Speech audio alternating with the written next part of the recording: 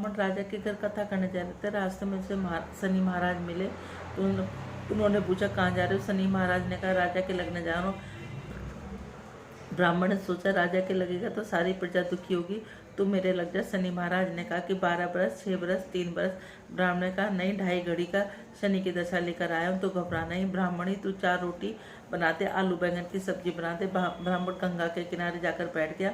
2 तरबूज बहते जाते, ब्राह्मण ने उठाकर रख लिए। राजा के कुंवर खो गए थे, वह तरबूज राजा के कुंवर के सिर बन गए। राजा के दूत बच्चों को ढूंढते फिर रहे थे, देखा तो वहाँ ब्राह्मण देवता ने बड़ा जुल्म किया, राजा के बच्चों के सिर काट दिए। वे ब्राह्मण को पकड़ कर ले आए, राजा के देखते ही फांसी का हुक्म दे दिया। उससे पूछा तेरी अपनी इच्छा, अंतिम इच्छा बता। ब्राह्मण ने कहा मैं 2.5 घड़ी भगवान की माला फेर लूँ। इतने में ब्राह्मण ने माला फेरी, शनि के ग्रह उतर गए। ब्राह्मण देवता को फांसी लगने लगी तो उसे किसी तरह से भी सोने चांदी लोहे की फांसी नहीं लगी। राजा के कवर खेलते हुए आ गए।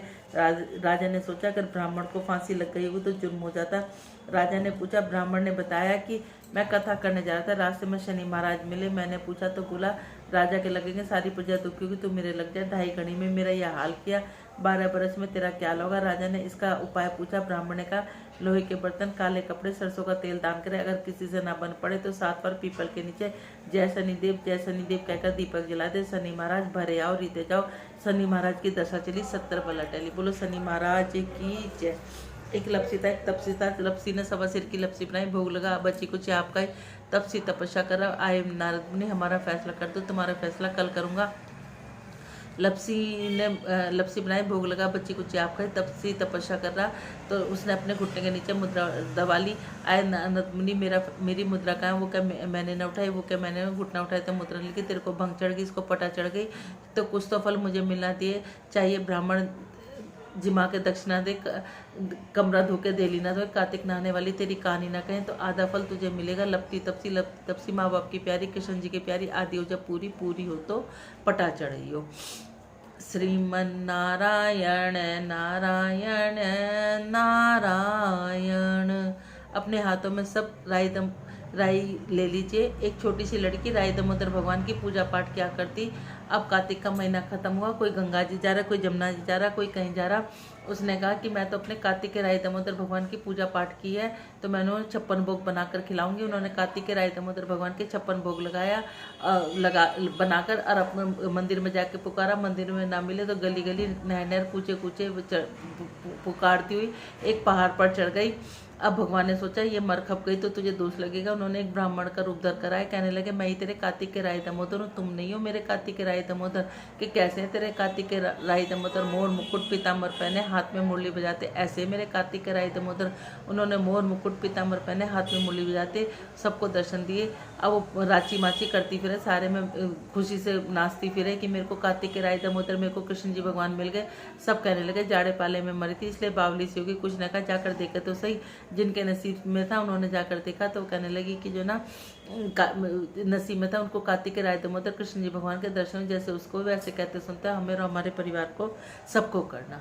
श्रीमन नारायण नारायण नारायण, लक्ष्मी नारायण नारायण नारायण, तुलसी नारायण नारायण नारायण, श्रीमन नारायण नारायण नारायण।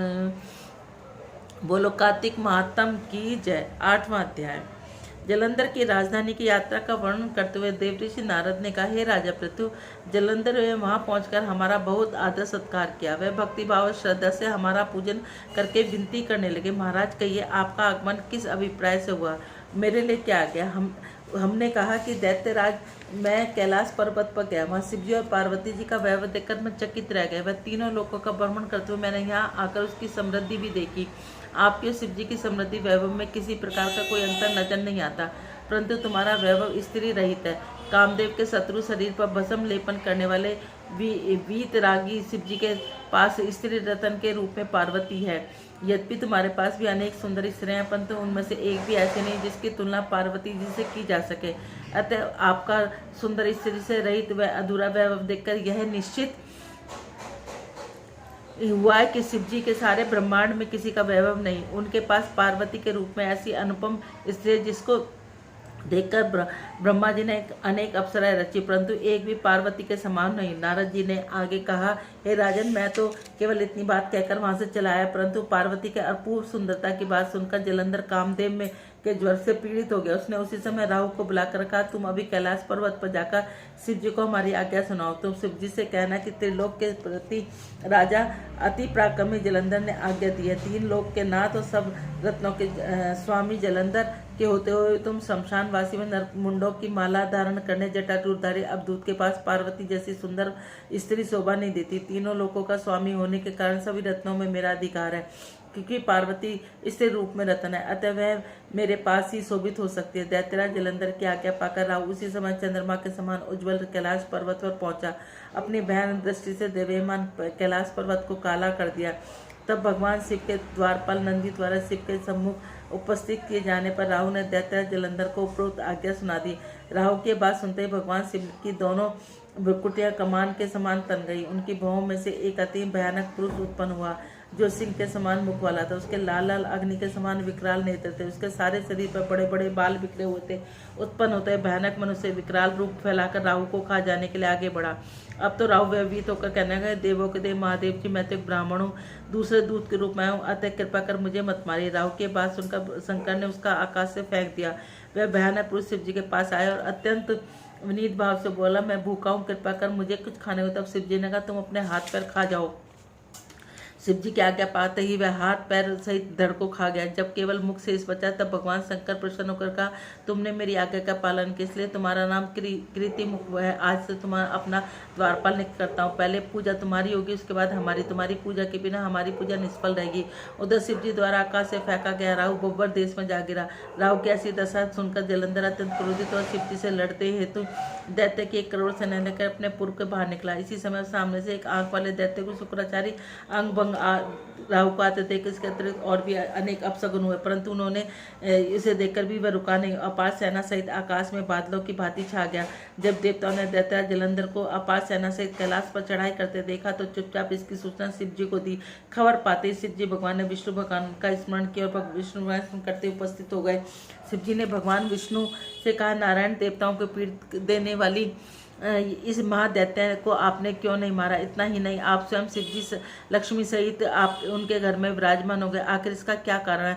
तब विष्णु भगवान ने उत्तर दिया, हे शिव जी, यह महादैत्य आपके अंश से उत्पन्न हुआ है, लक्ष्मी जी का भाई, इसी कारण हमने इसको मारा नहीं, अस्तु यह महादैत्य आपके हाथ से मारा जाएगा। भगवान विष्णु की बात सुनकर शिव जी ने कहा, यह तेजस्वी दैत्य हमसे तो ऐसे ही नहीं मारा जाएगा, अतः इसका मारने के लिए आप अपना तेज देने की कृपा कीजिए। शिव जी के वचन सुनकर श्री विष्णु भगवान सहित समस्त देवताओं ने अपना अपना तेज शिव जी को इकट्ठा दिया। तत्पश्चात शिव जी भगवान उस तेज को इकट्ठा करते ज्वालामाली सुदर्शन चक्र एक वर्ज बनाकर जलंधर युद्ध करने के लिए तैयार हुए। शिव जी के भूत गणों की सेना में समस्त देवगण भी सम्मिलित हो गए।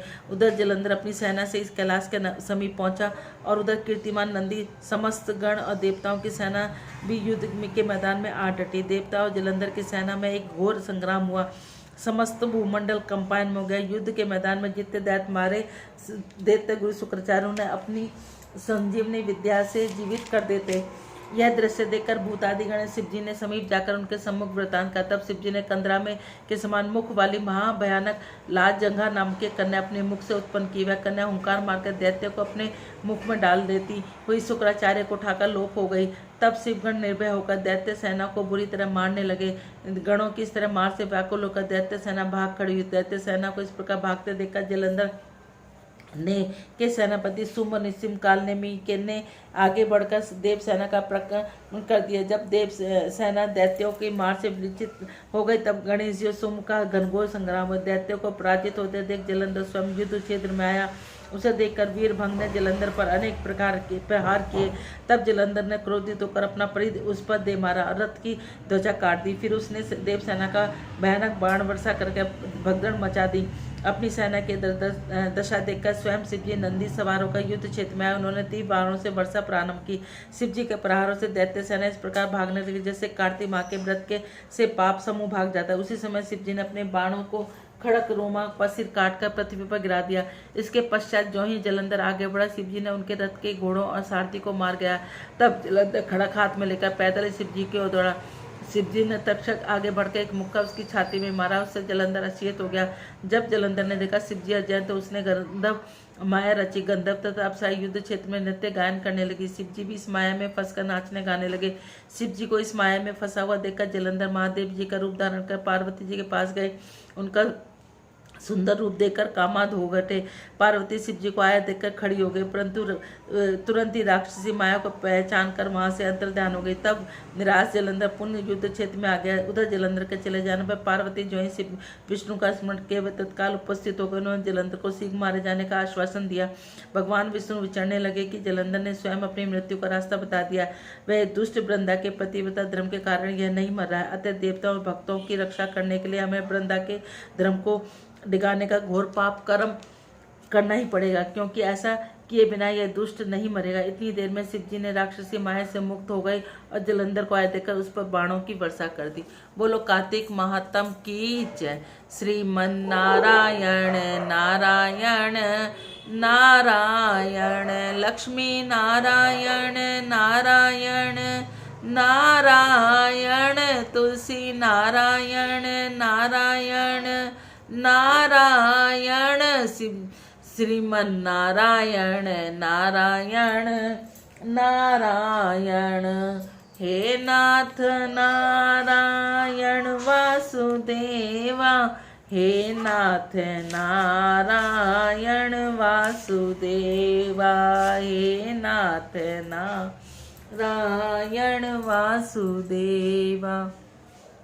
झूलाओ मेरी सजनी श्री राम झूले पालना, काहे का तेरा पालना री सजनी, ही काहे की लग रही डोर। झूलाओ मेरी सजनी श्री राम झूले पालना, अनन चनन का पालना री सजनी, ही रेशम लग रही डोर। झूलाओ मेरी सजनी श्री राम झूले पालना, कौन तो झूले कौन झूलावे, कौन तो झोटा देवे। झूलाओ मेरी सजनी श्री राम झूले पालना, राम तो झूले लक्ष्मण झूले, दशरथ जोटा देवे। झूलाओ मेरी सजनी श्री राम झूले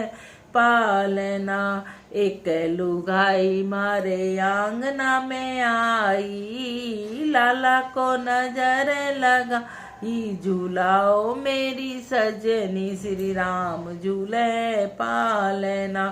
आँख ना खोले लाला मुख से ना बोले, हुलरे दूधा गेरे। झूलाओ मेरी सजनी श्री राम झूले पालना, उस लुगाई को पकड़े बुलाओ, लाला की नजर उतारो। झूलाओ मेरी सजनी श्री राम झूले पालना, आंखें भी खोले लाला मुख से भी बोले, गुटर गुटर दूध पीवे। झूलाओ मेरी सजनी श्री राम झूले पालना, आंगन में खेल रहे चारों भाई, ब्रिज में खेल रहे चारों भाई, राम और लक्ष्मण चरत बरत है, हनुमत ने धूम मचाई। आंगन में खेल रहे चारों भाई, दूर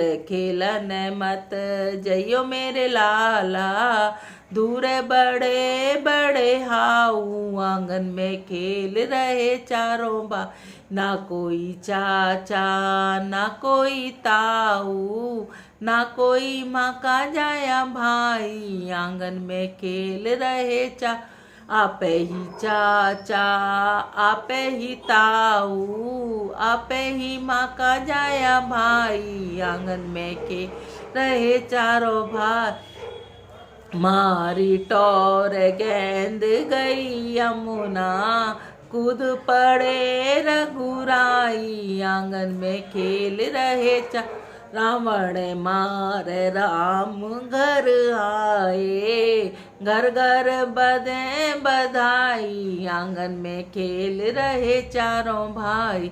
माते कौशल्या करें आरता, सखियों ने मंगल गाए, आंगन में खेल रहे चारों भाई।